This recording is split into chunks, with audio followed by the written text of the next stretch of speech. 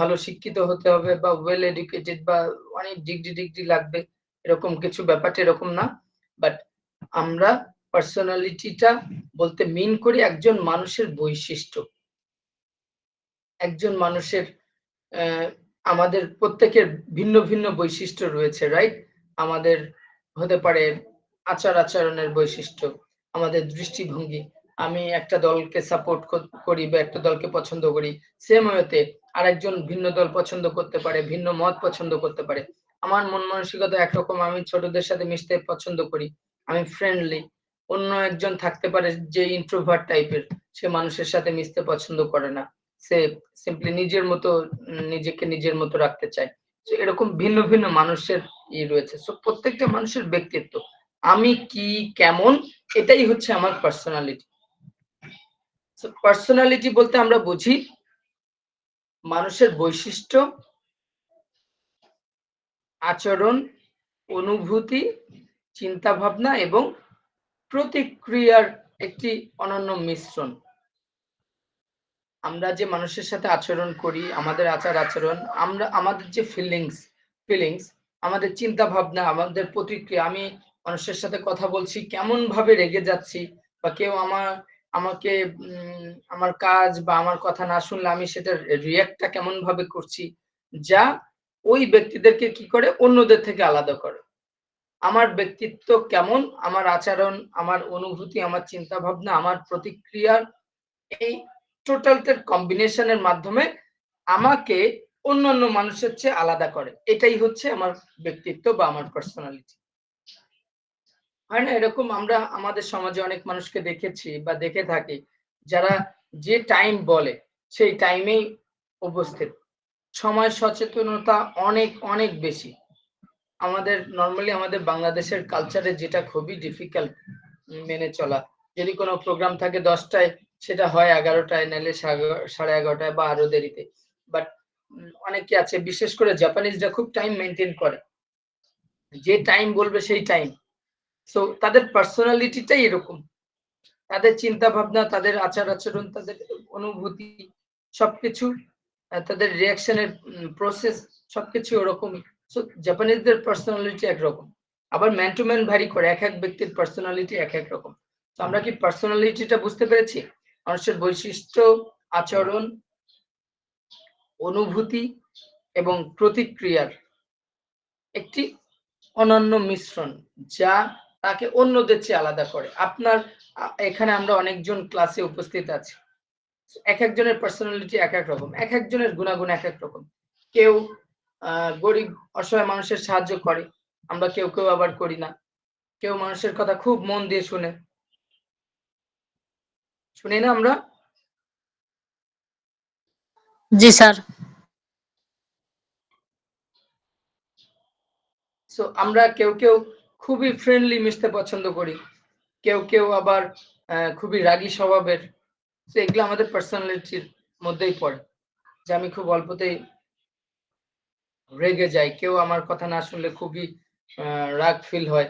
বা আমার মনে হয় যে কোনো কিছু ভেঙে ফেলি, এরকম মানুষও কিন্তু আছে। ঠিক আছে? বা তাকে মারি, আমার কথা শুনছে না। হুম? আমাদের যদি খুবই সহজ ভাষায় বলতে চাই পার্সোনালিটি কি?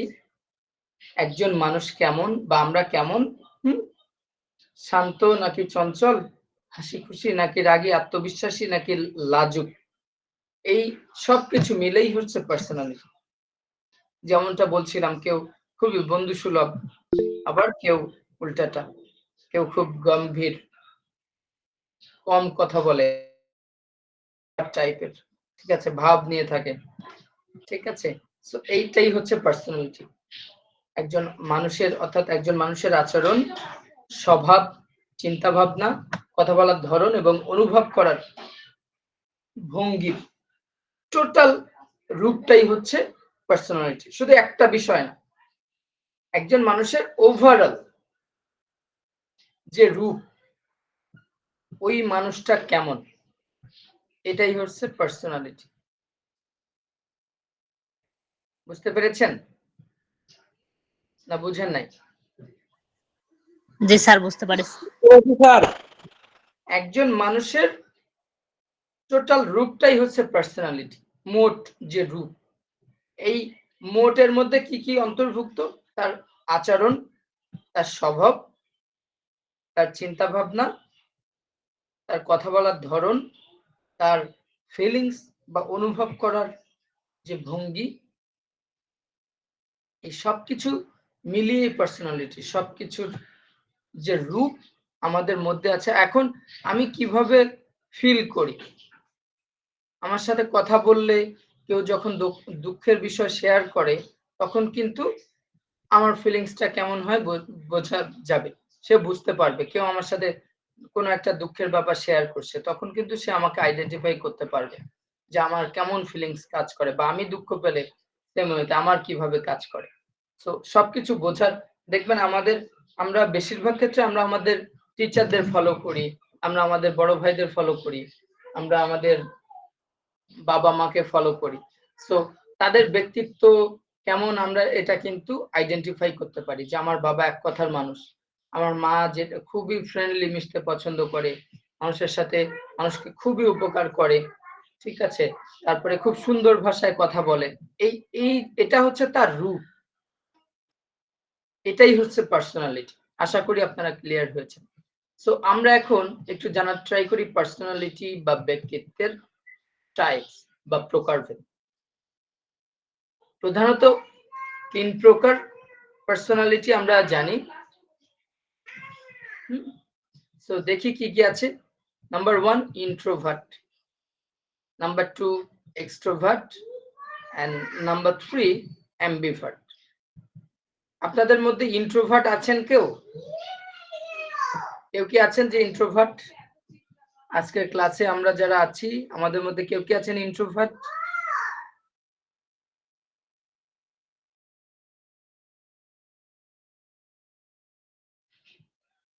কেউ নাই। আশা করছি কেউ নাই। আশা করছি কেউ ইন্ট্রোভার্ট নাই।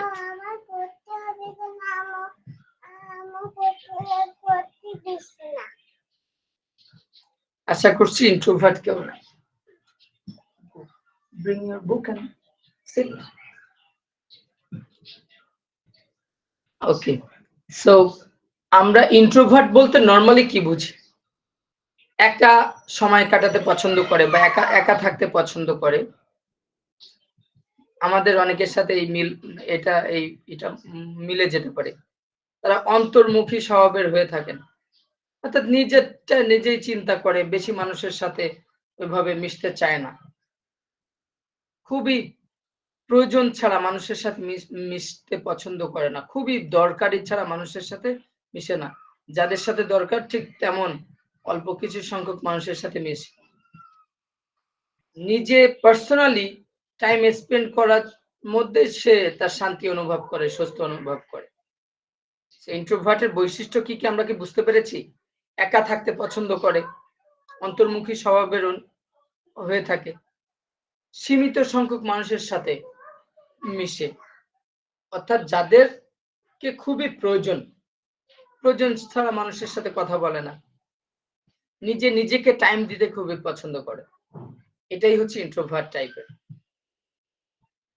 আমরা নিশ্চয়ই জানি ইন্ট্রোভার্ট কাকে বলে। সো এটা হচ্ছে পার্সোনালিটির একটা টাইপ। এখন আসেন এক্সট্রোভার্ট। এক্সট্রোভার্ট হচ্ছে ইন্ট্রোভার্টের পুরোপুরি উল্টাটা। কেমন? খুবই সামাজিক। কেমন? প্রত্যেকটা সমাজে মানুষের সাথে হাসি খুশি নিয়ে চলাফেরা করে, মানুষের সাথে খুবই মিশতে পছন্দ করে, বহুমুখী স্বভাবের হয়ে থাকেন। অর্থাৎ তার শুধু একরকম স্বভাব না, মাল্টিপল স্বভাব থাকে, মাল্টিপল বিষয় নিয়ে সে এক্সপার্টনেস তার থাকে। অনেক মানুষের সাথে তারা মিশতে পছন্দ করে। দলগত অ্যাক্টিভিটিস বা গ্রুপ ওয়ার্ক বা টিম ওয়ার্ক এগুলাতে অংশগ্রহণ করতে খুবই পছন্দ করে। মানুষের সঙ্গে না মিশলে তাদের ভালো লাগে না, মিশলেই জীবনী শক্তি পান। Extrovert totally opposite to introvert. ইন্ট্রোভার্টের পুরোপুরি উল্টাটাই হচ্ছে এক্সট্রোভার্ট। আমাদের মধ্যে অনেকেই বেশিরভাগই মানে এক্সট্রোভার্টের পার্সেন্টেজ তুলনামূলক বেশি হয়। যদি আমরা থার্ডটা দেখি অ্যাম্বিভার্ট। অ্যাম্বিভার্ট হচ্ছে combination of introvert and extrovert, এই দুটার কম্বাইন্ড। অর্থাৎ তার মধ্যে নিজের একা থাকতেও পছন্দ করে, আবার মানুষের সাথে মিশতেও পছন্দ করে। একা মানে সে সব পরিস্থিতি খুব সহজভাবে হ্যান্ডেল করতে পারে। বিভিন্ন পরিস্থিতিতে তাদের আচরণ পরিবর্তন করতে পারে। অর্থাৎ একা, একা আছে, সে নিজের মতো ধ্যান, জ্ঞান নিজের মতো করে মিশছে, কোনো বোরিং লাগছে না। আবার মানুষের মধ্যে আছে, মানুষের সাথে মিশছে, একটা দলের মধ্যে আছে, একটা গ্রুপের মধ্যে আছে। সে সেখানেও সে নিজে এক্টিভিটিস করতে পারে, মানুষের সাথে মিশতে পারে। প্রয়োজনে একা বা সামাজিক হতে পারেন। সে একা থাকলেও কোনো অসুবিধা নাই। সে সমাজের মানুষের সাথেও থাকলে তারও কোনো সমস্যা নেই। উভয়ের মিশ্রণ। ইন্ট্রোভার্ট এবং এক্সট্রোভার্ট, এই দুটার মিশ্রণ হচ্ছে অ্যাম্বিভার্ট। আমরা কি তাইলে পার্সোনালিটি কত টাইপ? 3 প্রকার। 3 প্রকার। কি কি? Introvert, extrovert, ambivert. Very good. তাহলে পার্সোনালিটি হচ্ছে একটা মানুষের ব্যক্তিত্ব, তার আচার-আচরণ, তার অনুভূতি, ঠিক আছে? তার চিন্তা ভাবনা, তার বৈশিষ্ট্য, এই সবকিছুর মিশ্রণ তাকে অন্যদের চেয়ে আলাদা করে তোলে। সেটাই হচ্ছে পার্সোনালিটি। পার্সোনালিটি হচ্ছে 3 প্রকারের: ইন্ট্রোভার্ট, এক্সট্রোভার্ট এবং অ্যাম্বিভার্ট। ওকে, আমরা এখন একটু দেখি স্ট্রাকচার অফ পার্সোনালিটি। পার্সোনালিটির স্ট্রাকচার কেমন বা গঠন কেমন, পার্সোনালিটি কেমন হয়, এটার গঠনটা কেমন হয়। পার্সোনালিটির যে স্ট্রাকচার গুলো আছে, এটাকে সাধারণত 3টি প্রধান উপাদানে ভাগ করা হয়। কয়টি উপাদান?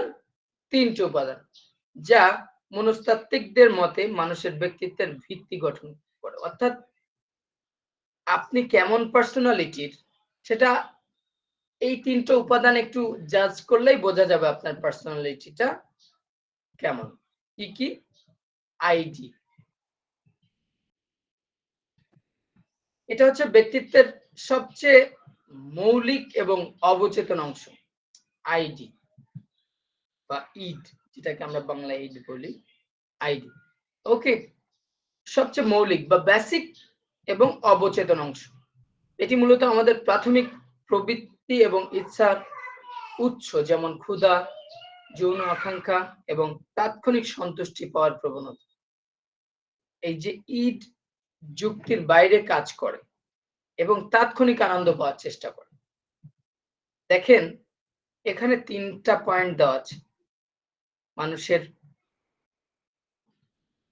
প্রাথমিক প্রবৃত্তি, আমাদের প্রাথমিক যে চাহিদা, ইচ্ছার উৎস, আমরা কোন টাইপের জিনিস পছন্দ করি বা কোন দিকে যাই। আমাদের ক্ষুধা লাগলে কি করি? আমরা খাই, নাকি কেমন খেলে কেমন খাবার খাই। আমাদের সেক্সুয়াল ইন্টারেস্ট, আমাদের যে ইনস্ট্যান্ট সন্তুষ্টি পাওয়ার যে প্রবণতা, এইগুলার উপর ডিপেন্ড করে এই আইডি।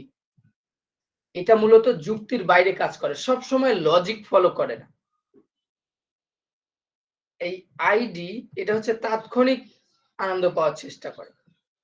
এখন এখান থেকে আমরা, এখানে আমাদের নেগেটিভ সাইডও আছে, পজিটিভ সাইডও আছে।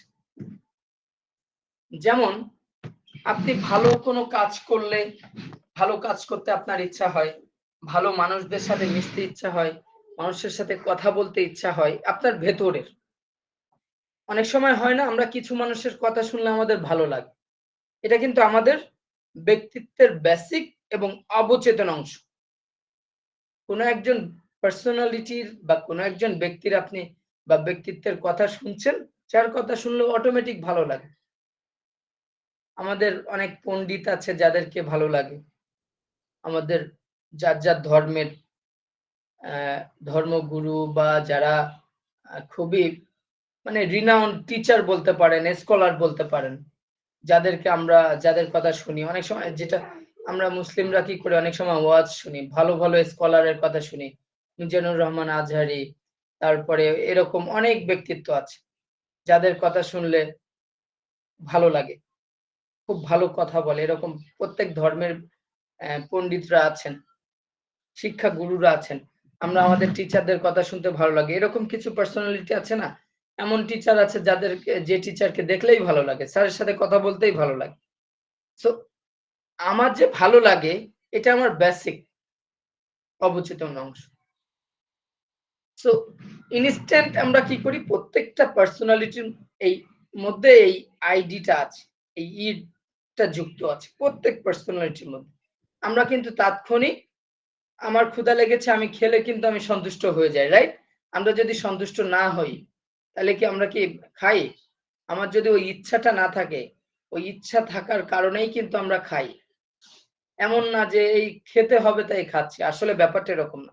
খাওয়ার উপরেই আমাদের অনেক কিছু ডিপেন্ড করে, আমার অ্যাক্টিভিটিজ এর অনেক কিছু ডিপেন্ড করে, আমার ব্রেন কিভাবে কাজ করবে সেটাও ডিপেন্ড করে আমার এই ক্ষুধার উপরে, ঠিক আছে? So, এটা হচ্ছে আইডি। আমরা যেখানেই যাই না কেন, যে অ্যাক্টিভিটিস করি না কেন, ওখানে আমাদের মূল ফোকাস থাকে কি, আমরা যেন ওই কাজের যেন আনন্দ পাই, ঠিক আছে? এটাকে কেউ যদি অ্যাবিউজ করে তাহলে সেটাতে সে ওয়েল পার্সোনালিটি গেইন করে না। নেক্সট, ইগো আমাদের সবার মধ্যে আছে, কম বেশি সবার মধ্যে থাকে। ইগো নাই এরকম মানুষ পাওয়া খুবই ডিফিকাল্ট। ইগো কি? পার্সোনালিটির যুক্তিযুক্ত এবং বাস্তবতাবাদী অংশ। অর্থাৎ আপনি কোনো একটা ভালো কাজের কথা বলেছেন, আপনি দেখছেন আপনার কথাটা কেউ শুনছে না, সবাই নেগেটিভ কাজ করছে বা সবাই যেটা ভুল, যে ধারণাটা ভুল সেটা নিয়ে পড়ে আছে।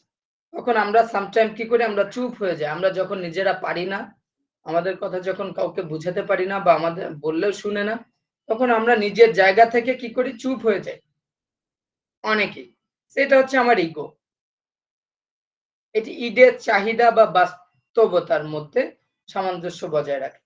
ঈদের যে চাহিদা, এই যে ইচ্ছার উৎস, ক্ষুধা, যৌন আকাঙ্ক্ষা, তাৎক্ষণিক সন্তুষ্টি পাওয়ার প্রবণতা, এই যে চাহিদাগুলো, এটার এই চাহিদা প্লাস বাস্তবতার মধ্যে সামঞ্জস্য বজায় রাখে। আমার চাহিদা, আমার পকেটে টাকা নাই, আমার খুব ক্ষুধা পেয়েছে, পকেটে ১০০ টাকা আছে, আমার ক্ষুধা পেয়েছে, কাচ্চি বিরিয়ানি খাবো। সব সময় আমার মানে ইচ্ছা হচ্ছে যে আমি এখন আজকে বিরিয়ানি ছাড়া খাবো না, তাহলে তো আমাকে ওই যে ১০০ টাকা দিয়ে হবে না। ইগো ওটার সাথে কি করে, সামঞ্জস্য বজায় রাখে। অনেক সময় হয় না, আচ্ছা ঠিক আছে, আমরা বিভিন্ন জন বিভিন্ন মতামত দিই, শুনতে পাচ্ছেন সবাই? জি স্যার।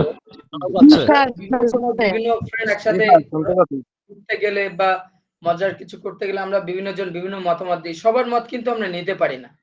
ফাইনালি যে কোনো একজন বা দুইজনের মতামত নিয়ে আমরা সামনে এগোই।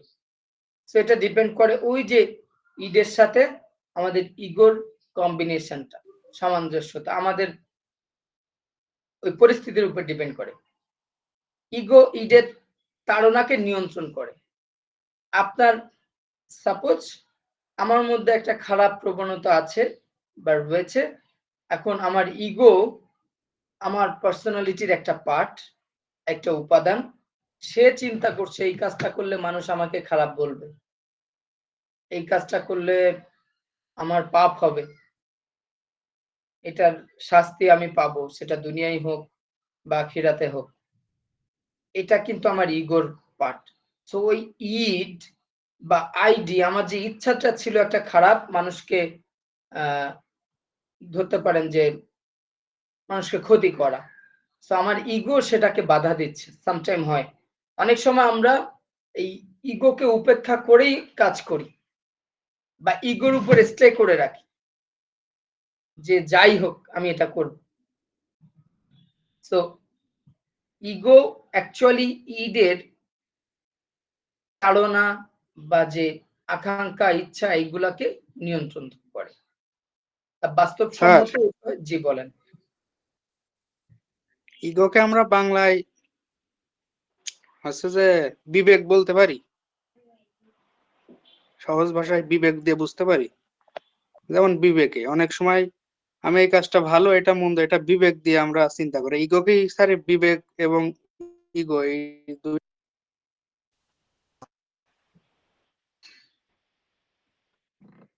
হ্যাঁ, এটা মানুষের যে বিবেকে কাজ করে না, সেটা বিবেক থেকে এক্সাক্টলি এটা আমরা আমাদের এটা দিয়ে বুঝতে পারি। বিবেক বলতে পারি। ঠিক আছে? যে কি বলা যায়? অনেক সময় যে আমরা করি না যে কেউ খুব বড় হওয়ার ভাব থাকে। যে খুব পাটে থাকে আমরা যেটাকে সহজ ভাষায় বলি।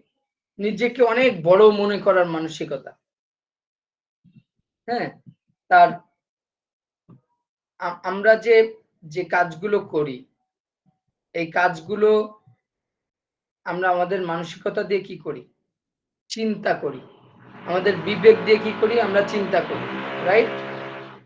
আমরা আমাদের বিবেক দিয়ে চিন্তা করি যে এই কাজটা কেমন?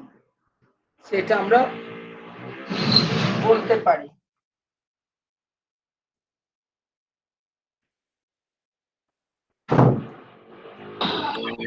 স্যার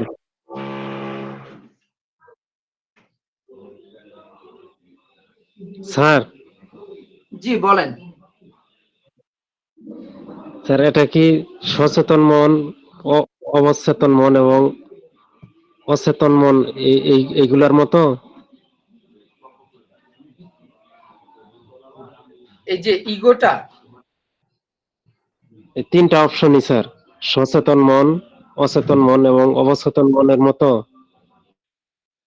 হ্যাঁ, হ্যাঁ, অনেকটা ওরকম। আমরা সচেতন মনটা আমাদের ইগো। বুঝতে পেরেছেন? জি স্যার। হুম, অবচেতন মনটাই হচ্ছে আমাদের এই যে আইডি বা ইট। মানে আমাদের হয় না কিছু কাজ করলে অটোমেটিক ভালো লাগে। ভেতর থেকে আসে। যে আপনি কারোর সাথে গল্প করছেন ভালো লাগছে, আপনি খাচ্ছেন ভালো লাগছে, আপনি ভালো কোনো সিনারি দেখছেন ভালো লাগছে। ঠিক আছে? বা সেম ওয়েতে আপনি যদি নেগেটিভলি নেন যে আমরা আমরা কি করি যে অনেক সময় আমাদের মধ্যে অনেক তাড়না কাজ করে বাট আমরা সেটাকে কন্ট্রোল করি এই আমাদের সচেতন মন বা আমরা যে আমাদের ইগো বা সুপার ইগো এগুলা দিয়ে আমরা কন্ট্রোল করি। মানুষ আমরা আমাদের সবকিছুকে আমরা নিজেরা কন্ট্রোল করতে পারি বাট এই অ্যাক্টিভিটিস এর মাধ্যমে কিছু উপাদানের মাধ্যমে। আমরা একটু দেখি সুপার ইগোটা তাহলে কি? সুপার ইগো হচ্ছে নৈতিকতা এবং মূল্যবোধের প্রতিনিধিত্বকারী অংশ। এটি মূলত আমাদের অন্তর্নিহিত নীতি, আদর্শ এবং সমাজের নিয়মকানুন প্রভৃতি নিয়মকানুন থেকে প্রভাবিত। সুপার ইগো ইগোকে নিয়ন্ত্রণ করে এবং সঠিক এবং ভুলের মধ্যে পার্থক্য করতে সাহায্য করে। আমাদের পার্সোনালিটির একটা এই উপাদান পার্সোনালিটির একটা উপাদান হচ্ছে সুপার ইগো। সো আমরা অনেকের দেখবেন যে কোনো একটা নেগেটিভ কাজ করতে গেলে আমাদের এই ইগো, সুপার ইগো এগুলা কাজ করে। আমাদের বিবেক কাজ করে। সবারই বিবেক আছে। যে একটা মানুষকে পাথর দিয়ে মেরে ফেলছে, মারার পরে পাথর দিয়ে আরো আঘাত করছে, তারও বিবেক আছে। আবার আমরা যারা বুঝছি এটা ঠিক, এটা কখনোই ঠিক করে নাই বা আমাদের সামনে হলে অনেকে অনেক সময় অনেকে মারতে যাচ্ছে, অনেকে সেভ করার চেষ্টা করছে। লাস্ট ইয়ার যখন কত মানুষকে গুলি করে মারা হলো, ওই সময়েও কিছু মানুষ ছিল যারা সেই গুলি করা মানুষদেরকেও বাঁচানোর চেষ্টা করছে। জীবনের ঝুঁকি নিয়ে তাদেরকে নিয়ে ওখান থেকে সরে গিয়েছে ওই স্পট থেকে। সো এক একজনের ব্যক্তিত্ব এক এক রকম, এক একজনের ইগো, এক একজনের এই যে আইডি, এক একজনের সুপার ইগো ভিন্ন ভিন্ন। সবারই কিন্তু এই যে বিবেক আছে, কারোর কাজ করে, কারোর কাজ করে না। স্যার একটা প্রশ্ন ছিল। জি বলেন। স্যার প্রশ্নটা হলো স্যার, এই ইগো এবং অ্যাটিটিউড এই দুটো কি পরস্পর পরিপূর্ণ বিপরীত শব্দ নাকি কখনো কখনো এক হয়েও কাজ করে? আবার বলেন, আশরাফুল ইসলাম আবার বলেন। প্রশ্নটা হলো স্যার, এই যে ইগো বোঝাচ্ছেন আপনি, এই ইগো এবং অ্যাটিটিউড পরস্পরকে একদম অ্যান্টোনিমস নাকি মাঝে মাঝে আংশিক কিছুটা মিলও আছে? এটাই। এটা similar, almost similar, almost similar. Attitude, attitude বলতে আমরা কি বুঝি? অ্যাটিটিউড বলতে আমরা কি বুঝি? দৃষ্টিভঙ্গি। শুধু কি দৃষ্টিভঙ্গি নাকি আর অন্য কিছু? স্যার মানে মনোভাব। আর জি জি জি, অ্যাটিটিউডের প্রত্যেকটি লেটার দিয়ে এক একটি শব্দ আছে এবং হ্যাঁ এক সেটা একটি ঠিক শব্দের আছে, এক একটা অর্থ আছে। সেটা ঠিক আছে। আপনি আপনি বলতে চাচ্ছেন যে অ্যাটিটিউডের ওই যে লেটার ভ্যালু গুলো করলে 100% আসে, 100 আসে এরকমটা। বাট অ্যাটিটিউড বলতে আমরা মূলত কি বুঝি? অ্যাটিটিউড আমাদের মূলত পার্সোনালিটির আরেকটা রূপ। অপব্যক্তি থেকে নিজেকে বাঁচিয়ে তোলার মনোভাব না স্যার? অ্যাটিটিউড হচ্ছে আমাদের, সোজা বাংলায় যদি বলি, আমাদের পার্সোনালিটির আর একটা রূপ হচ্ছে অ্যাটিটিউড। বুঝতে পেরেছেন? এটা অলমোস্ট পার্সোনালিটির সাথে সিমিলার। এখানে আমরা কি করি? আমাদের মানসিকতা, আমাদের যে মনোভাব বা চিন্তা ভাবনা, আমাদের আচরণ, এগুলা সব অ্যাটিটিউডের মধ্যে ইনভলভ। আমাদের আচরণের ধরন বা কোনো কিছু, কোনো একটা অ্যাক্টিভিটিস হয়েছে কোনো ব্যক্তির সাথে, কোনো বস্তু বা কোনো ঘটনা, এটার পরিস্থিতিতে আমরা কিভাবে নিজেদেরকে প্রকাশ করি, আমাদের অ্যাটিটিউডটা কেমন হয়, হ্যাঁ, ওই এক একজনের অ্যাটিটিউডের মধ্যে কিন্তু অ্যাটিটিউড আমাদের এক এক রকম। পার্সোনালিটিটা ইনভলভ থাকে। বুঝতে পেরেছেন? শুধু যে ইগোটাই অ্যাটিটিউড বুঝায় ব্যাপারটা এরকম না। অ্যাটিটিউড ইগোর চেয়ে আরো বড় একটা স্টেজ। এটা অলমোস্ট আমাদের পার্সোনালিটির কাছাকাছি। ঠিক আছে? তবে হ্যাঁ, এটা ইগো, যেহেতু এটা পার্সোনালিটির সাথে রিলেটেড, সেহেতু এটা ইগোর সাথেও অনেকটা কানেক্টেড আছে। যেমন আমরা কি করি? আমরা অনেক সময় কঠিন পরিস্থিতিতেও আমরা পজিটিভ থাকার চেষ্টা করি, রাইট? হয় কি না? আমরা জি আমরা স্যার। স্যার আমাদের, আমি একটা এক্সাম্পল বলবো। জি জি বলেন। আমি বলছি স্যার, ধরেন একজন ব্যক্তি আমাকে একটু মানে কথা দিয়ে একটু আঘাত করে কথা বলার চেষ্টা করলো আর কি। হ্যাঁ হ্যাঁ সে চাচ্ছে আমি রাগান্বিত হই, কিন্তু আমি বিষয়টা রাগান্বিত না হই, আমি মুচকি হাসি দিয়ে চলে আসলাম ওখান থেকে। তো এটা কি অ্যাটিটিউড? হ্যাঁ, এটা আপনার অ্যাটিটিউড বলতে পারেন। এটা আপনার অ্যাটিটিউড বলতে পারেন। আবার এই এই যে আপনি মুচকি হাসি, রাগান্বিত না হয়ে মুচকি হাসি দিলেন, এটা কি করছে? আপনার রাগান্বিত হওয়ার কথা ওই সময়, ওই ইনস্ট্যান্ট ইনস্ট্যান্ট হয় না? আমরা রাগ হইলে কিন্তু খুশি হই অনেক সময়। আমরা রাগ হইলে খুশি হই কিনা অনেক সময়? আমার মন চাচ্ছে, মন থেকেই আসছে যে আমি, এই যে অবচেতন অংশ থেকে আসছে, আমি কি করি? আমার রাগ হই। বাট আমার ইগো বা আমার সুপার ইগো বলছে এটা আমার ইথিক্স এর মধ্যে পড়ে না। বুঝতে পেরেছেন?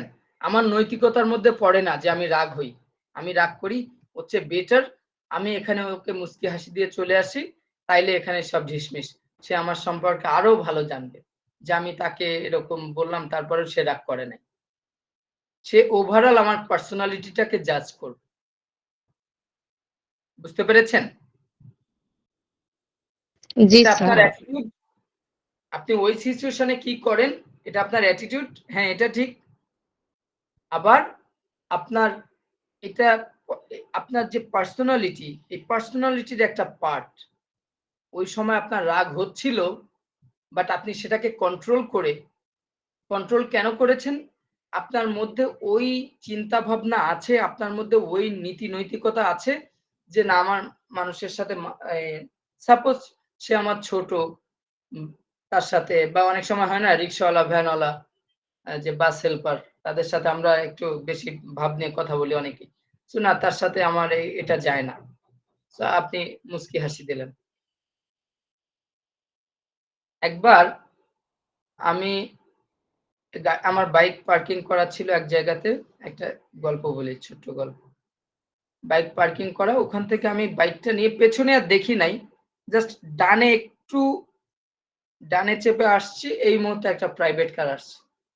তো প্রাইভেট কারে যারা আছে তারা ওই এলাকার মোটামুটি ওই যে এমপি মন্ত্রীর মানে আর কি ক্যাডার টাইপ।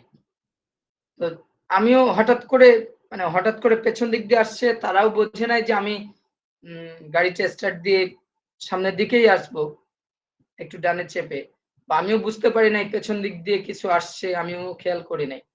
তো হঠাৎ করে যখনই ওরাও ব্রেক করছে আমিও ব্রেক করছি, তো আমি একটু মুচকি হাসি দিচ্ছি, দিয়ে বললাম যে একটু হর্ন দিলে পারতেন। তখন ওই যে চালাচ্ছিল সেও হাসি দিল এবং বলল যে আপনি একটু পেছনে দেখলেও পারতেন। পাশে অনেকগুলা মানুষ ছিল, অনেক মানুষ তখন ওই বলছিল যে দুজনের খুব ভালো ব্যবহার দেখলাম, নরমালি এরকম হয় না, কেউ না কেউ রেগে যায়, উল্টাপাল্টা ব্যবহার করে। বুঝতে পেরেছেন? চাইলে হ্যাঁ স্যার, ইনস্ট্যান্ট আমি তার সাথে ঝগড়া করতে পারতাম, বা সেম ওয়েতে সে আমার সাথে ঝগড়া করতে পারত। বাট অনেক সময় ডিপেন্ড করে আপনার অপোজিটে কারা আছে, সে কিভাবে নিচ্ছে আপনার কথার প্রেক্ষিতে। আপনি হুট করে রেগে যে তাকে ধমক দিলেন, সে ডাবল ধমকও দিতে পারে আপনাকে। বাট আপনি মুচকি হাসি দিয়ে তাকে খুব নরমালি তার সাথে কথা বললেন, তার মধ্যে রাগ থাকার পরেও, তার ইগো, তার একটা ভাব থাকার পরেও তার মধ্যেও একটা নৈতিকতা কাজ করতে পারে, তার মূল্যবোধ কাজ করতে পারে যে না, সে তো আমার সাথে ভালোভাবেই বলছে। এটা আমাদের ইগোর মধ্যে পড়ে, আমাদের অ্যাটিটিউডের মধ্যে পড়ে। যদি বলেন সুপার ইগো, সেটার মধ্যেও পড়ে। তো সুপার ইগোটা আমরা বুঝতে পেরেছি। সুপার ইগোটা মেইনলি আমাদের ইগো হচ্ছে কন্ট্রোল করে, আর সুপার ইগোটা হচ্ছে আমাদের নীতি নৈতিকতা শেখায়, আমাদের মূল্যবোধ কারী অংশ সুপার ইগো। সুপার ইগো আমাদের এই যে ইগো যে আছে, ইগোটাকে যদি আমরা ছোট ধরি, এর পরের অংশটা সুপার ইগো, এই ইগোটাকে কন্ট্রোল করে। শর্টকাটে যদি বলি, আইডি বা ইড, এটাকে নিয়ন্ত্রণ করে ইগো, ইগোকে নিয়ন্ত্রণ করে সুপার ইগো। ক্লিয়ার? হ্যাঁ স্যার, ক্লিয়ার। ওকে। এই যে তিনটা উপাদান আমরা পড়ছিলাম, যে স্ট্রাকচার অফ পার্সোনালিটি, তিনটা উপাদান, মেইনলি তিনটা উপাদান আমরা আলোচনা করেছি। এই তিনটা উপাদান মিলে কি হয়, একটা পার্সোনালিটির টোটাল কাঠামোটা গঠন করে। প্রত্যেকটা মানুষের মধ্যে সুপার ইগো আছে, প্রত্যেকটা মানুষের মধ্যে ইগো আছে, প্রত্যেকটা মানুষের মধ্যেই অবচেতন মৌলিক অংশ আছে। Development of athletic personality, athletic পার্সোনালিটির ডেভেলপমেন্ট, এটা সম্পর্কে আমরা একটু আলোচনা করি। অর্থাৎ আপনি একজন অ্যাথলিট, আপনার এই যে অ্যাথলেটিক যে পার্সোনালিটি রয়েছে, মন মানসিকতা রয়েছে, আপনার যে ব্যক্তিত্ব রয়েছে, আপনার যে গুণাবলী রয়েছে, এগুলা ডেভেলপ করার জন্য, ঠিক আছে, কিভাবে ডেভেলপ করতে পারেন, বা খেলাধুলার মাধ্যমে কিভাবে আপনার এই পার্সোনালিটিটাকে প্রভাব পড়ে, কিছু মূল দিক রয়েছে। আত্মবিশ্বাস বৃদ্ধি, সেলফ কনফিডেন্স, যেটাকে আমরা বলি সেলফ কনফিডেন্স, নিজেকে বিশ্বাস করা, নিজের ক্ষমতার উপর আস্থা রাখা। আপনি একজন অ্যাথলেট, আপনি হেরে গেলে ভেঙে পড়েন না, হার থেকে শিক্ষা নেন, আপনি পরাজয় থেকে শিক্ষা নিয়ে আবার নিজেকে প্রস্তুত করে তোলেন, নিজেকে কঠিন করে তোলেন। এটা হচ্ছে আপনার কনফিডেন্স। আপনি একটা ম্যাচে একটা গোল খেয়ে আছেন, বাট আপনার কনফিডেন্স আছে যে আপনি ভালো কিছু করতে পারবেন। এখনো সম্ভব ম্যাচটা উইন করা, ম্যাচটাতে জয়লাভ করা এখনো পসিবল। এই যে কনফিডেন্স, এটা হচ্ছে আমাদের অ্যাথলেটিক পার্সোনালিটি বিল্ড করে, এই টাইপের কনফিডেন্স। আত্মবিশ্বাস, মোটিভেশন। আমরা সবাই জানি এই মোটিভেশন টার্মটা আমরা এত বেশি পড়ি, এত বেশি শুনি, যেটা আমাদের প্রত্যেকটা মানুষের জন্য, শুধু অ্যাথলেটদের জন্য না, প্রত্যেক মানুষের জন্য এটা খুবই গুরুত্বপূর্ণ। আমাদের যে টার্গেটটা অর্জনের জন্য আমার যে ইচ্ছা শক্তি, আমার যে প্রেরণা, আমার যে actual meaning of motivation is প্রেরণা। মোটিভেশনের খাঁটি বাংলা অর্থ হচ্ছে প্রেরণা। আমরা যেটাকে প্রেরণাও বলে থাকি, ইচ্ছা শক্তিও বলে থাকি। কি হয়, আমার মনের মধ্যে ইচ্ছা আছে, যে কারণে আমি একটা ফুটবল ম্যাচ খেলতে নেমেছি, বাট আমি হেরে যাচ্ছি। তখন আমাকে আমার কোচ মোটিভেশন দিচ্ছে, তুমি তো আরো ভালো খেলো, আজকে তোমার কি হয়েছে, তুমি ভালোভাবে ডিফেন্স করো, ম্যাচের মধ্যে ফোকাস রাখো। বা সামহাও দর্শক ইন্সপায়ার করছে, যখনই একটা ভালো কিক করছি, দর্শক খুবই জোরে শাউট করছে, হাততালি দিচ্ছে। এগুলা কিন্তু আমাদের মোটিভেশনের পার্ট। তখন আমরা কি করি, আরো ভালো খেলতে পছন্দ করি, আরো নিজেকে উজাড় করে দিতে। আমার মধ্যে যে ইচ্ছা শক্তি আছে সেটাকে আমরা বাহ্যিক দিকে আমরা সেটাকে ফোকাস দিই, সেটাকে আমরা অ্যাপ্লাই করার চেষ্টা করি ডিউরিং দ্য স্পোর্টস আর অ্যাক্টিভিটিস। মনোবল, চাপ ও ব্যর্থতা মোকাবেলা করার ক্ষমতা তৈরি করে এই যে মনোবল। আপনি হেরে গিয়েছেন, পরের দিন ম্যাচ আছে, আপনি যদি হারের সঙ্গে পরের ম্যাচও হারেন, এটা আপনার বুঝতে হবে আপনার মনোবল ঠিক নাই। এই জন্য দেখবেন প্লেয়াররা, বিশেষ করে আমাদের ক্রিকেট টিম, আমরা তো বেশি ক্রিকেট খেলাটাই দেখি, কারণ তারা বেশি বড় স্টেজে খেলে, ওয়ার্ল্ড কাপ থেকে শুরু করে অন্যান্য বড় স্টেজে তারা খেলে। সো আমরা দেখি যখনই হারে, দেখবেন তাদের মধ্যে তেমন কোনো ফিলিংস ভেতরে কাজ করলেও বাইরে তারা খুব একটা প্রকাশ করে না। বাইরে খুবই দেখবেন যে আউট হয়ে গিয়েছে, মাঠের মধ্যে ডাগ আউটে বসে আছে, মাঠের মধ্যে প্যাভিলিয়নে বসে আছে, মাঠের সাইডে দেখবেন হাসছে, একজন আরেকজনের সাথে মজা করছে, ক্যামেরায় আবার ধরাও পড়ে। আমরা কিন্তু অনেক সময় দেখি এরকম। কারণ কি, তারা ওই চাপটাকে মোকাবেলা করার ক্ষমতা রাখে। দর্শক যতই যাই বলুক, তারা দর্শকের কথা কান দিবে না, তারা নিজেদেরকে ওভাবে কন্ট্রোল করে, প্রতিবন্ধকতা পার হয়। এই যে বাধা, চ্যালেঞ্জ। জি জি, হ্যাঁ, বলি কি, এই যে বাংলাদেশ ভার্সেস শ্রীলঙ্কার প্রথম ম্যাচটায় দেখলাম যে 101 রানে 1 উইকেট বা 105 রানে গিয়ে 8 উইকেট। এটা এমন হওয়ার কারণ কি, মনোবলের অভাবে নাকি? আবার বলেন। ওই যে লাস্ট যে একটা ম্যাচের ঘটনা। না, প্রথম ওয়ানডে ম্যাচে ওই যে 101 রানে 1 উইকেট, 105 রানে গিয়ে দেখলাম আমাদের 8 উইকেট। এমনটা হওয়ার কারণটা কি, মনোবলের অভাব নাকি কোনো উদাসীনতা? উদাসীনতা ঠিক না। আপনি একটা ওয়ার্ল্ড স্টেজে খেলতে গিয়েছেন, আপনি আপনার দেশকে রিপ্রেজেন্ট করছেন, আপনার ক্যারিয়ার, আপনি নিজে ক্যারিয়ার গড়ার জন্য আছেন। আপনি কি চাইবেন 0 রানে আউট হতে? কখনোই চাইবেন না, চাইবো না। কেউই চাইবে না। বাট কখন এটা হয়, অনেক সময় আপনার আগের উইকেট, অনেক প্লেয়ার আছে, খেয়াল করবেন কিছু বলার বেশি উইকেট পায়। কেন বলেন তো? কারণ অনেক ব্যাটার আছে, তারা ওই বোলারদের বল ফেস করতে পারে না, ভয় পায়। মনের মধ্যে ভয় থাকলে যে বাইরে বলবে যে আমি ওর বল ভয় পাই, ব্যাপারটা এরকম না, বলে না, বাট সে মনের মধ্যে করে। আমরা এলাকাতেও দেখবেন, যখন আপনি খেলছেন, কোনো একজন ভালো বলার আসছে, আপনার কিন্তু মনের মধ্যে থাকে যে এই ওভারটা আমাকে একটু ডিফেন্স করে খেলতে হবে, আমি মারতে গেলে। আবার অনেক সময় আমাদের ইগো কাজ করে, আমি প্রথম বলেই ছয় মারার চেষ্টা করব, তাই যা হয় হোক। এখন বল ভালো হোক বা খারাপ হোক না দেখে আমি আন্দাজে ট্রাই করলাম, 6 মারার আমার ইগো কাজ করেছে, এর বলে আমি 6 মারবো। আমি আউট হয়ে গেলাম। তো অনেক সময় ওই পারিপার্শ্বিক অবস্থাগুলোও উপর ডিপেন্ড করে। আপনার আগের উইকেট গুলা পড়ে গিয়েছে, সে প্যাভিলিয়নে যে একটা ব্যাড রিয়াক্ট করছে, যে ইজি বল মিস করেছে বা সামহাউ সেই কঠিন বল হয়েছে। অনেক সময় হয় না যে অনেকে আউট হওয়ার পরে চরম বল করছে। এই যে পারিপার্শ্বিক যে পরিবেশ, এই পরিবেশটাতে নিজেকে মোটিভেট না করতে পারা, নিজের মনোবলটাকে মানে স্ট্রংলি হ্যান্ডেল না করতে পারা, কনফিডেন্স লো হয়ে গেলে আমরা অনেক সময় অটোমেটিক ভয় পাই, আউট হয়ে যাই। সেটা হওয়াটা খুবই স্বাভাবিক। আর যখন বলাররা বল করে, আপনি তো মানে বলার সে কিন্তু দেখে দেখে বল করে।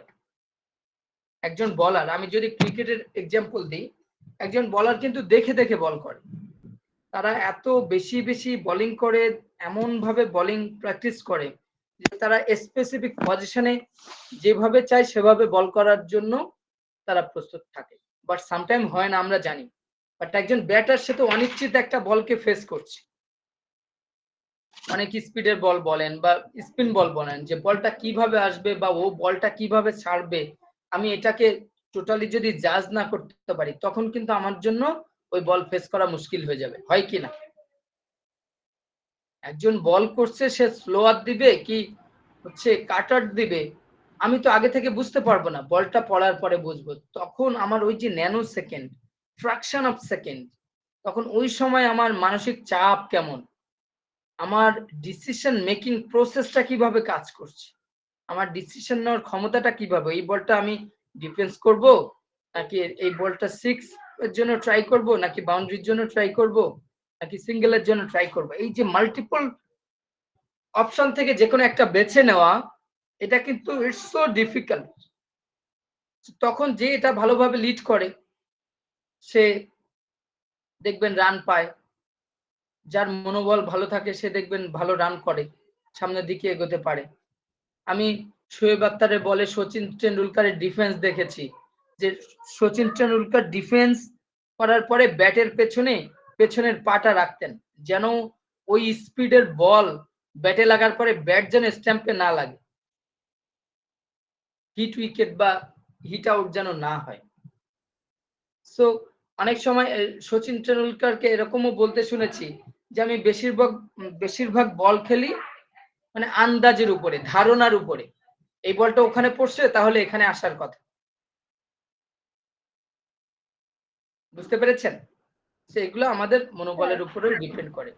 স্যার জি স্যার এক্ষেত্রে স্যার আসলে আমার জানার ইচ্ছা ছিল যে তাহলে একটা যে কোনো একটা কাজের আউটকাম ঠিক কতটা ডিপেন্ড করে সেলফ মানে স্যাটিসফ্যাকশনের উপর বা মানে সেলফ কনফিডেন্সের উপর, ঠিক কতটা ডিপেন্ড করে কোন একটা কাজের আউটকাম?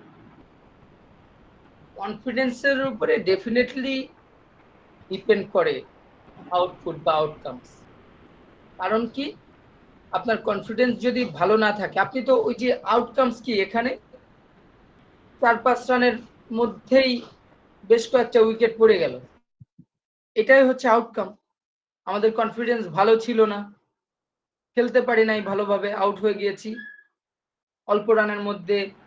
প্রথমে ভালো একটা পার্টনারশিপ ছিল, ভালো একটা রান ছিল, সবাই ভাবছে ভালো কিছু হবে, হঠাৎ করে অনেক স্ট্যাটাস দিয়েছে যে অসমে গেলাম, অসম থেকে এসে দেখি যে উইকেট নাই, এতগুলো উইকেট নাই। এটা তো অবশ্যই এটা আউটকামস, এটা ডিপেন্ড করে ওই কনফিডেন্সের উপরে। আমরা যখনই কোনো অ্যাক্টিভিটিস করি, যখনই কোনো কাজ করি, আমার কনফিডেন্স ভালো না থাকলে তো সেই কাজ এমনিই ভালো হবে না। আপনি পরীক্ষা দিচ্ছেন, আপনার কনফিডেন্স লো। আপনার কনফিডেন্স কখন লো থাকে? আপনার প্রিপারেশন যখন খুব ভালো থাকে না। আমাদের প্রিপারেশন যদি ভালো থাকে, কনফিডেন্স খুবই হাই থাকে। ঠিক আছে, আমি যখন ক্রিকেটে ব্যাটিং করছি, আমি যদি চিন্তা করি যে ইন্ডিয়া টিমে কতজন বোলার আছে বা শ্রীলঙ্কা টিমে যতজন বোলার আছে, সবার বলে আমি আগে ফেস করেছি এবং খুব ভালোভাবে ফেস করেছি, আমি কারোর বলে আমার মনে হয় না যে কেউ কঠিন বল করে, অটোমেটিক আমার পারফরমেন্স ভালো হবে, আউটপুটটা ভালো হবে, আউটকামসটা ভালো হবে। তো এটা স্যার কনফিডেন্সের অনেক উপর অবশ্যই ডিপেন্ড করে। জি স্যার অনেক সময় দেখা যায় যে আমাদের প্রিপারেশন অনেক ভালো থাকে, বাট আমাদের উপর অনেক পারিপার্শ্বিক চাপ থাকে, তারপরে হচ্ছে কিছু ডিস্ট্রাকশন থাকে, তারপরে কিছু সেলফ কনফিডেন্সের অভাব থাকে, যার জন্য দেখা যায় অনেক সময় এক্সামগুলোতে প্রিপারেশন ভালো থাকা সত্ত্বেও অনেক সময় এক্সপেকটেশন অনুযায়ী রেজাল্ট আসে না। সেটাও কি কনফিডেন্স লো থাকার কারণেই হয়, যে অনেক ভালো রেজাল্ট, কোশ্চেনটাও অনেক বেশি মানে কমন আসছে, তারপরেও দেখা যায় অনেক সময় যেভাবে মানে আনসার শিটে আনসার করা উচিত ছিল বা ওইভাবে হয় না, এটা সম্পূর্ণটাই কি কনফিডেন্সের কারণেই হয়? সম্পূর্ণ আমাদের কনফিডেন্সের উপর সবকিছু ডিপেন্ড করে না। কনফিডেন্সটা বাড়া কমা এটা আমাদের প্রতিবন্ধকতার উপরেও কাজ করে। পরের পয়েন্টটা একটু খেয়াল করেন, তাহলে উত্তর পেয়ে যাবেন। আপনি খুবই ওয়েল প্রিপেয়ার্ড, আপনি ভালো একটা প্রস্তুতি নিয়ে এক্সাম হলে গিয়েছেন, হঠাৎ করে এসে দেখলেন এক্সাম হলে মাঝে মাঝে সবাই একটু কথা বলার চেষ্টা করে, একজন আরেকজনের হেল্প নেওয়ার চেষ্টা করে, সামহাও যাদের কমন না আসে, হঠাৎ করে দেখলেন আপনার পাশের সিটের একজনকে এক্সপেল করে দিয়েছে এক্সামিনার। তখন আপনার কেমন কাজ করবে? আপনার মনোবল কেমন কাজ করবে? আপনার প্রিপারেশন ভালো, বাট পারিপার্শ্বিক দিকটাকেও বা কিন্তু অনেক কিছু আমার মনোবলের সাথে কানেক্টেড। আমার মনোবল লো হয়ে যেতে পারে। আমার আগে অনেক সময় হয় যে ভালো ভালো প্রিপারেশন থাকলেই পরীক্ষায় ভালো কমন আসলেই যে ভালো লিখতে পারি তা না। আপনার পেছনের মানুষ আপনার দিকে তাকাচ্ছে, দেখছে, সাইডের মানুষ ডাকছে, এটা বলে দেন, এইটা কি, সামনের মানুষ দেখছে। তাদের কারণেও আপনার এই যে এগুলা সব হচ্ছে আমাদের বাধা, চ্যালেঞ্জ। কিছু কিছু ডিস্ট্রাকশন আছে যেগুলো চাইলেও ইগনোর করা যায় না। অনেক সময় সো আপনি যখনই আপনার পেছনের মানুষের দিকে কনসেন্ট্রেশন দিচ্ছেন, আপনার সামনের মানুষের দিকে কনসেন্ট্রেশন দিচ্ছেন, সাইডে দিচ্ছেন, লেফট অর রাইট সাইড, তখন কিন্তু আপনার আলটিমেটলি টাইম কনজিউম হচ্ছে। Am I right? সো যখনই আপনি আপনার টাইম কমে যাবে, তখন অটোমেটিক আপনার কনফিডেন্ট কমতে থাকবে।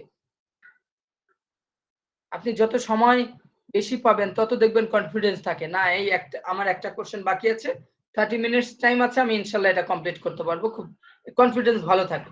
আপনার লাস্ট 5 মিনিটস বাকি, অথচ আপনি খুব ভালো প্রিপারেশন নিয়েছেন ওই কোশ্চেনটা লেখার জন্য, যেটা লিখতে 20 মিনিট সময় লাগে, তখন আপনার এই 20 মিনিট সময় নাই, আছে 5 মিনিট।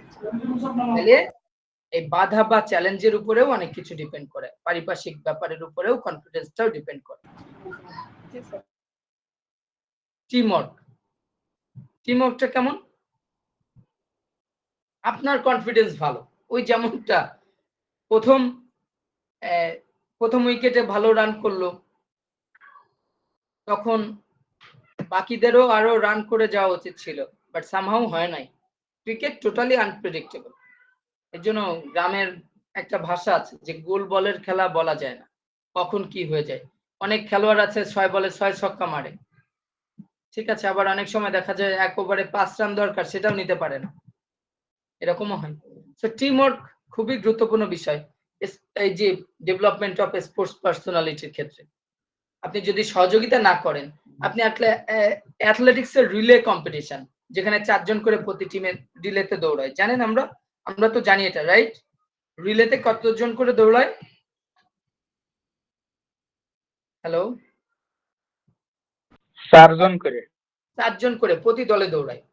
সো আপনি এমন ডিস্টেন্স রেখে দিয়ে আসছেন, আপনি সবার আগে দৌড়ে আসছেন, এবং আপনার চেয়ে পেছনের অন্য দলের মেম্বাররা যারা আপনার সাথে দৌড়ে আসছে, তারা আপনার চেয়ে সবাই 30 বা 40 মিটার দূরে আছে, বাট আপনি দেখছেন আপনার টিম ফার্স্ট হয়নি।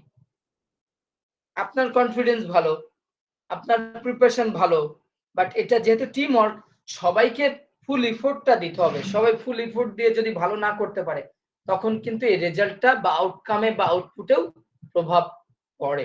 সো টিম ওয়ার্ক অ্যাথলেটিক পার্সোনালিটির ক্ষেত্রে টিম ওয়ার্কটা খুবই গুরুত্বপূর্ণ। একটা স্পোর্টস যেটা টিম স্পোর্টস, আপনি ফুটবল খেলছেন, আপনি সুন্দর সুন্দর বল মেক করে দিচ্ছেন মিডফিল্ড থেকে, রাইট উইং, লেফট উইং থেকে, বাট স্ট্রাইকার যাকে দিয়েছেন সে ভালো ফিনিশ করতে পারছে না, সে বল মারছে বাইরে, পোস্টের মধ্যে মারতে পারছে না, গোল করতে পারছে না। তাহলে টিম ওয়ার্ক কি হলো? হলো না। আপনারা 10 জন প্লেয়ার খুবই ভালো খেলছেন, গোলকিপারের কাছে এমন একটা বল গেল, সে বলটা ছেড়ে দিল, মিস করলো, খুবই ইজি বল। টিম ওয়ার্কটা হলো? হলো না। টিম ওয়ার্কটা একদম ইচ এন্ড এভরি প্লেয়ার, প্রত্যেকটা প্লেয়ারকে টিমমেটকে সহযোগিতা করবে, তাদের মধ্যে কম্বিনেশন থাকবে, কোঅর্ডিনেশন থাকবে, এটাই হচ্ছে টিম ওয়ার্ক। তো এই যে পয়েন্টগুলো আমরা দেখলাম, আত্মবিশ্বাস, নিজের আত্মবিশ্বাস, মোটিভেশন, মনোবল, প্রতিবন্ধকতা পার হওয়া, টিম ওয়ার্ক, এই সবগুলো আমাদের স্পোর্টস পার্সোনালিটি ডেভেলপমেন্টে খুবই গুরুত্বপূর্ণ ভূমিকা পালন করে এবং আমাদের স্পোর্টস পার্সোনালিটি ডেভেলপ করতে সাহায্য করে।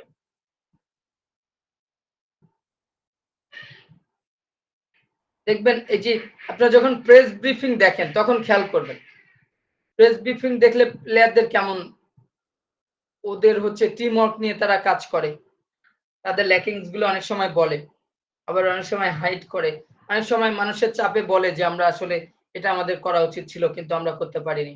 অনেক সময় দেখবেন যখন ম্যাচ জিতে খুবই প্রশংসা করে, উমুক ভালো খেলেছে, আমাদের টিম ওয়ার্ক, আলটিমেটলি আমরা একটা টিম ওয়ার্ক করতে পেরেছি।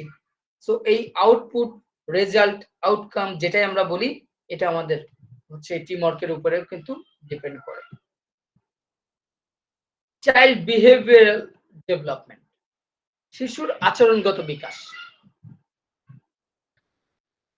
শিশুর আচরণগত বিকাশ হলো সেই প্রক্রিয়া বা প্রসেস যা শিশুদের মানসিক এবং সামাজিক দক্ষতা বিকাশের সাথে সম্পর্কিত। একটা শিশুর আচরণগত বিকাশ, সেটা এমন একটা প্রসেস, সেটা একটা প্রসেস। আপনি 2 বছরের একটা বাচ্চা, সে 10 বছরের বাচ্চার মতো বিহেভিয়ার করবে না, এটাই স্বাভাবিক। সে 2 বছরের বাচ্চার মতোই ব্যবহার করবে। সমাজের সবকিছু সে ওই 20 বছরের ছেলের মতো মেয়ের মতো বুঝবে না, সে তার মতো যতটুকু লেভেল, তার লেভেল অনুযায়ী বুঝবে। এখানে অনেক কিছু বিষয়, একটু সবাই যে একরকম ডেভেলপমেন্ট হবে ব্যাপারটা এমন না। চাইল্ড বিহেভিয়ারাল ডেভেলপমেন্টটা একটু ডিপেন্ড করে অনেক কিছুর উপর। খেয়াল করেন, শারীরিক বিকাশ, ফিজিক্যাল যে ডেভেলপমেন্ট, কারোর বয়স 5 বছর কিন্তু দেখে মনে হবে 2 বছর, অর্থাৎ তার ডেভেলপমেন্টটা, গ্রোথ এন্ড ডেভেলপমেন্ট কম, বাহ্যিক দিক দিয়ে শারীরিক ডেভেলপমেন্টটা কম। এটার সাথেও কিন্তু ডিপেন্ড করে, কারণ তার শক্তি, একটা ছেলে 5 বছর, তাকে দেখলে মনে হয় যে এর বয়স হচ্ছে 10 বছর, অনেক সময় হয় না? বাচ্চাদের ক্ষেত্রে আমরা দেখি কিনা এরকম বাচ্চাদের? জি স্যার। জি স্যার। স্বাভাবিকভাবে যাকে দেখতে আপনার 10 বছরের মতো লাগবে, তার গায়ে শক্তি তো ওরকমই থাকবে। 5 বছরের বাচ্চার মতো শক্তি তার গায়ে থাকে না, তার ক্ষেত্রে বেশি থাকে। আবার সেম ওয়েতে 5 বছরের বাচ্চা যাকে দেখতে আপনি 3 বছরের মতো মনে হচ্ছে, তার ক্ষেত্রে দেখবেন হয়তো তার মানসিক বিকাশ হয়েছে 5 বছরের, বাট শারীরিক বিকাশটা 5 বছরের মতো হয়নি, তার ফিজিক্যাল ডেভেলপমেন্টটা ওরকম হয়নি। তাহলে সে 5 বছরের বাচ্চা বা তার চেয়ে বেশি বাচ্চাদের মতো সে তো গায়ে শক্তি পাবে না, তাদের মতো অত দৌড়াদৌড়ি করতে পারবে না, এটাই স্বাভাবিক।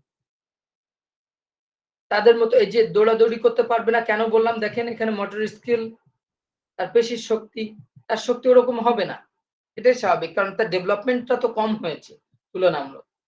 মানসিক বিকাশ, চিন্তা, মনস্তাত্ত্বিক প্রক্রিয়া এবং শেখার ক্ষমতার বিকাশ, এটার উপরেও শিশুর আচরণগত বিকাশ এটা ডিপেন্ড করে, তার যে ডেভেলপমেন্ট এটা ডিপেন্ড করে।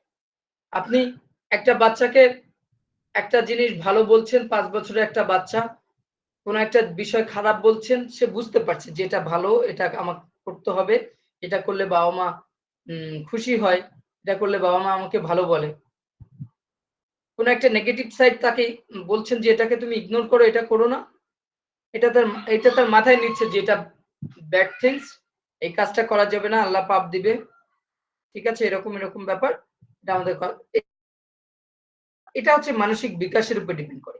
আবার অনেক বাচ্চাদের দেখবেন, খেয়াল করবেন, তারা অন্যরকম, যেটাকে আমরা অনেক সময় যে যাদেরকে স্পেশাল চাইল্ড বলি, আমি যেভাবে বলবো তার মানসিক বিকাশ সেভাবে হয়নি, যেভাবে হওয়ার কথা সেভাবে হয়নি, বিধায় তার মানসিক বিকাশজনিত প্রবলেম, স্নায়ু বিকাশজনিত প্রবলেমের কারণে সে স্পেশাল চাইল্ড হয়ে গিয়েছে। তাকে আপনি বলবেন রেসপন্স করবে না, তার মানসিক বিকাশ এরকম না হওয়ার কারণে। সামাজিক বিকাশ। জি বলেন। স্যার কোন এক মনীষী বলেছিলেন যে যে শিশু খেলাধুলা করে না সেই শিশু বড় হওয়ার দক্ষতা অর্জন করে না।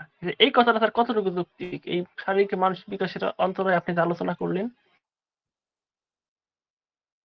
যে শিশু খেলাধুলা করে না সে বড় হওয়ার যোগ্যতা অর্জন করে না। কোন এক মনীষী এই কথাটা বলেছিলেন, আমি শুনেছিলাম। অ্যাকচুয়ালি বুঝতে হবে এটার পারপাসটা কি। আমরা যখন বিভিন্ন সময় বিভিন্ন প্রেক্ষিতে বিভিন্ন রকম কথা বলে থাকি, আমরা বিভিন্ন সময় বিভিন্ন প্রেক্ষিতে বিভিন্ন কথা বলে থাকি বা আমরা শুনে থাকি, মনীষীদের ক্ষেত্রেও সেম। তো বুঝতে হবে, দেখেন আপনি শহরের, এখন গ্রামে তুলনামূলক কম, শহরে বেশিরভাগ বাচ্চাদের খেয়াল করবেন ক্লাস 1, 2, 3তেই চশমা ইউজ করে। খেয়াল করেছেন কিনা? চশমা ইউজ জি করে, স্যার। করে না? জি স্যার। কেন করে?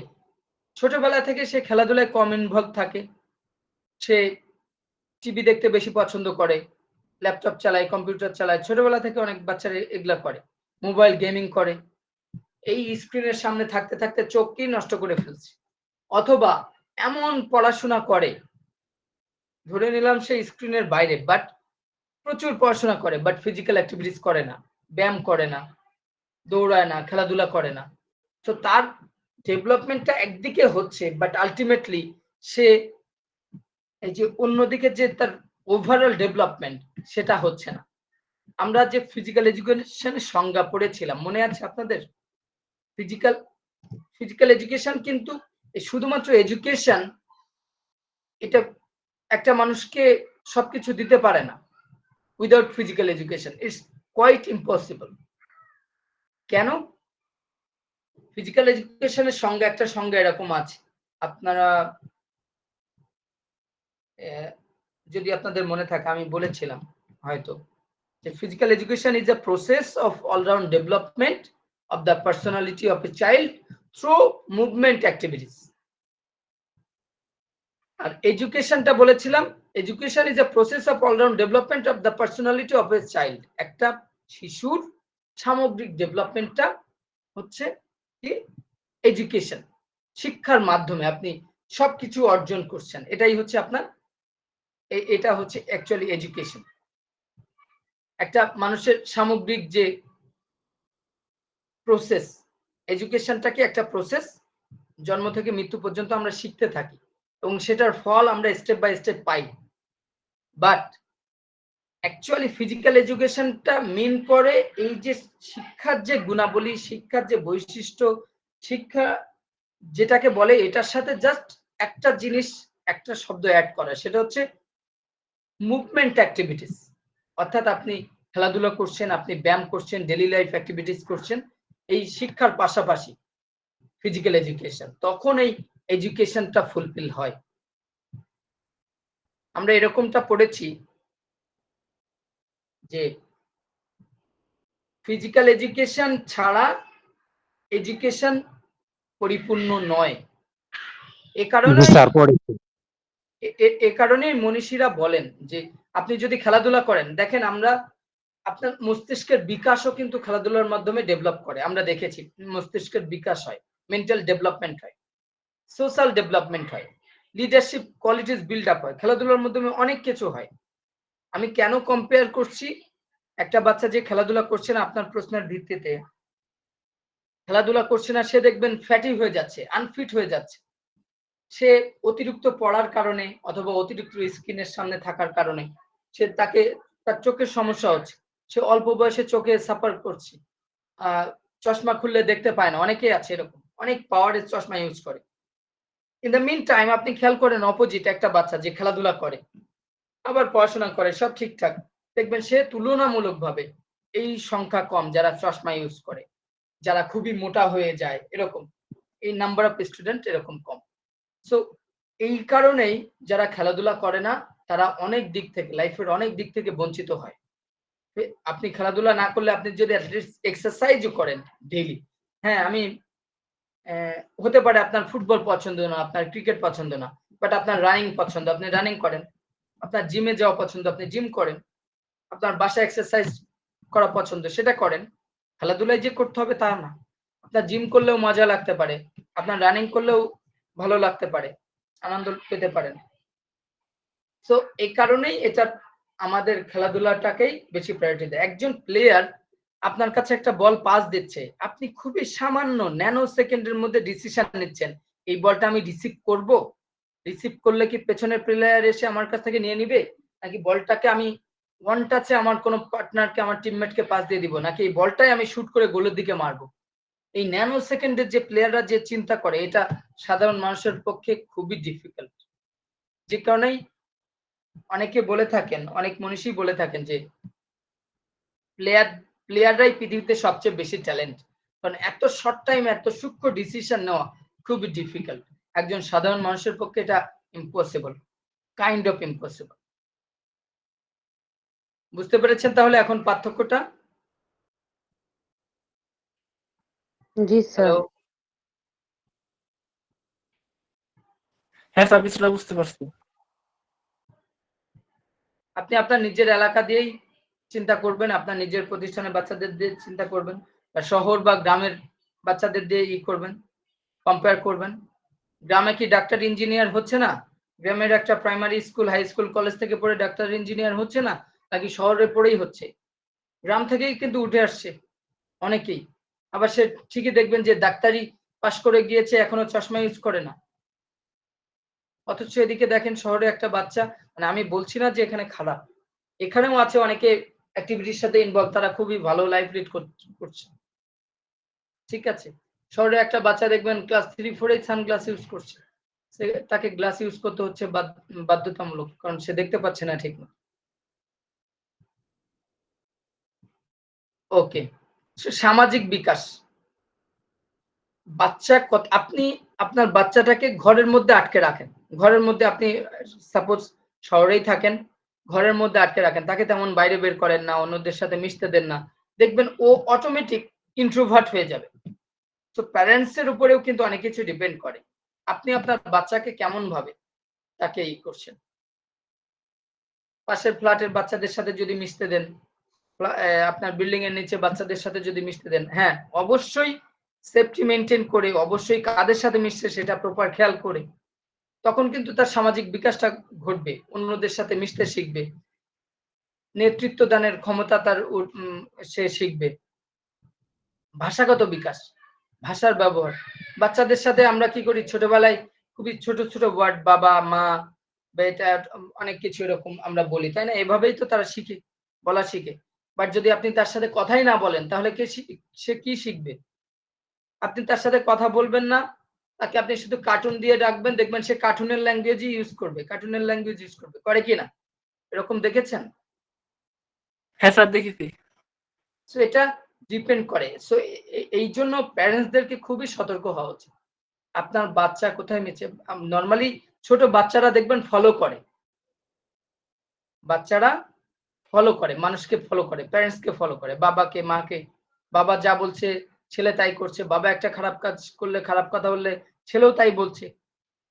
সো প্রভাবটা কিন্তু ওই জেনেটিক্যালিও পড়ে, প্লাস বাবা মায়ের অ্যাক্টিভিটিজ এর উপরেও পড়ে।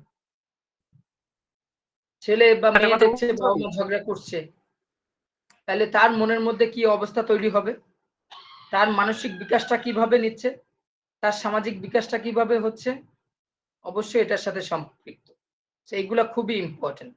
স্যার চাইল্ড একটা কথা বলতে পারি? বিহেভিয়ার। জি বলেন।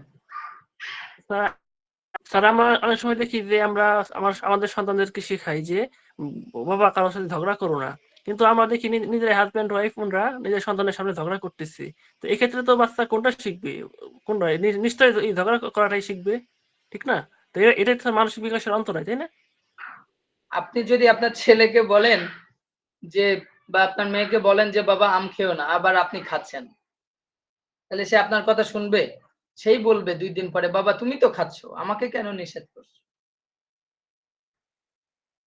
আমি আমার ছেলেকে বলি বাবা এই যে ফোন দেখা যাবে না, আমি যখন ফোন চালাই সে তখন আমাকে বলে যে বাবা ফোন, বেশিক্ষণ ফোন দেখতে নেই, বাবা সন্ধ্যায় ফোন দেখা যাবে না, বাবা ল্যাপটপ সব সময় দেখা যাবে না।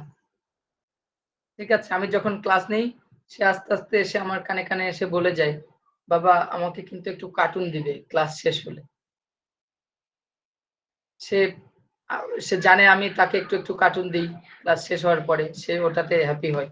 আগে কি করতো, আগে আমি ক্লাস নেওয়ার পরে আমি যখন এই যে লিভ করতাম গুগল মিট থেকে, এই আপনাদের সাথে নরমালি এটা হয় না, বাট আগে যারা ছিল আগের ব্যাচের, তো ও তখন আরো ছোট ছিল। ও কি করতো, আমার ক্লাস নেওয়ার পরে ও আসতো, ও ল্যাপটপটা ধরতো, ও ধরে ও ক্লাস নেওয়া শুরু করতো। আমার ছেলের কথা বলছি, ও ছোট 3 বছর বয়স, বাট ও আসতো, ও ল্যাপটপ অন করতে পারে আমাকে দেখে। মানে কেন বলছি, বাচ্চারা প্যারেন্টসদেরকে ফলো করে। আমি কিভাবে ল্যাপটপ অন করি, কিভাবে রিফ্রেশ করি, আমার কথা শুনতে পাচ্ছেন? জি স্যার, আমি শোনা যাচ্ছে। কোন জি স্যার, সাইটে যাই, আমি যে গুগলটা ওপেন করি, এখানে যে ইউটিউব কোথায় আছে, কোন জায়গাতে কোথাতে কি আছে, সবকিছু আমার ছেলে খেয়াল করে। তো খেয়াল করে ও যেটা করে, ও আবার নিজে নিজে এখানে ঢুকতে পারে, আমার হেল্প লাগে না। সে নিজে ল্যাপটপ শাটডাউন করতে পারে। অনলি 3.5 ইয়ার্স ওল্ড, 3.5 বছর। বাট সে, আমি যদি তাকে মানে তার কাছে এমনি অফ ল্যাপটপ দিয়ে দিই, সে অন করতে পারবে। সে নিজে নিজে, আগে আমাকে বলতো বাবা আমি একটু রিফ্রেশ করে দিই। উইন্ডোজ প্লাস আর চাপার পরে যে একসাথে উইন্ডোজ প্লাস আর প্রেস করে একসাথে যে করা যায়, রিফ্রেশ করা যায়, আপনাদেরকে একটু স্ক্রিনে দেখাই। উইন্ডোজ প্লাস আর প্রেস করলে এরকম একটা অপশন আছে, আসে না যারা ল্যাপটপ বা কম্পিউটার ইউজ করেন? জি স্যার। এরপরে এখানে ইন্টার প্রেস করলে এরকম ভাবে রিফ্রেশ, অনেকেই হয়তো জানেন। এই যে উইন্ডোজ প্লাস আর একসাথে যদি প্রেস করেন, দেন যদি আপনি ইন্টার বা ওকে প্রেস করেন, তখন এই যে এরকম ভাবে ল্যাপটপ বা কম্পিউটার পিসি রিফ্রেশ হতে থাকে। সো ও এটা পারে। আমি তো ওর কাজ দেখে অবাক, কারণ কি ও আমাকে ফলো করে যে বাবা কি করছে, কিভাবে অন করছে। তো সে আমার কাছ থেকে শিখছে। আমি তাকে না শিখাতে চাইলেও সে দেখছে, দূর থেকে দেখে দেখে শিখে ফেলছে। তো বাচ্চারা কপি করে। আপনি যেটা করবেন, বুঝে নিজের বাচ্চা বলে না, ছোট বাচ্চাদের ক্ষেত্রে বলছি, যে প্যারেন্টসদেরকে কপি করে, তার ফ্যামিলি মেম্বারদের কপি করে। দেখবেন যে আপনি ঢাকায় থাকেন, আপনার পরিবার ঢাকায় থাকে, বাট গ্রামে যখন যাবেন, আপনার গ্রামের অন্য বাচ্চাদের সাথে মিশে ও গ্রামের ল্যাঙ্গুয়েজ ইউজ করবে। এটা খারাপ না, খারাপ বলছি না, বাট এটা করে। এটা হচ্ছে তার সামাজিক প্রভাব, সামাজিক ডেভেলপমেন্টটা, সামাজিক বিকাশটা এইভাবে ঘটে। স্যার একটু বাইরে যে মিউট সাউন্ড করে আসছে, রাখেন। একটু কাউকে মুড অফ করতে বলে ভালো হয়। আলামিন তালুকদার, আপনার ওখান থেকে সাউন্ড আসছে, একটু মিউট করে রাখেন। তো আই হোপ আপনারা চাইল্ড ডেভেলপমেন্টের জিনিসটা বুঝতে পেরেছেন।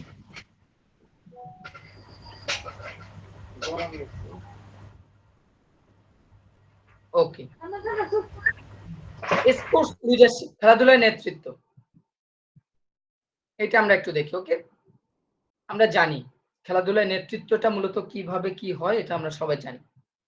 স্পোর্টস লিডারশিপ হলো খেলাধুলায় নেতৃত্ব দেওয়ার ক্ষমতা, দক্ষতা এবং কৌশল। এটি ক্রীড়া দলের সাফল্যের জন্য গুরুত্বপূর্ণ এবং এর মধ্যে অন্তর্ভুক্ত রয়েছে। এটা একটা স্পোর্টস লিডারশিপ, একটা ক্যাপ্টেন বা একটা লিডার তার দলের জন্য খুবই গুরুত্বপূর্ণ ভূমিকা পালন করে, গুরুত্বপূর্ণ রোল প্লে করে। কিভাবে?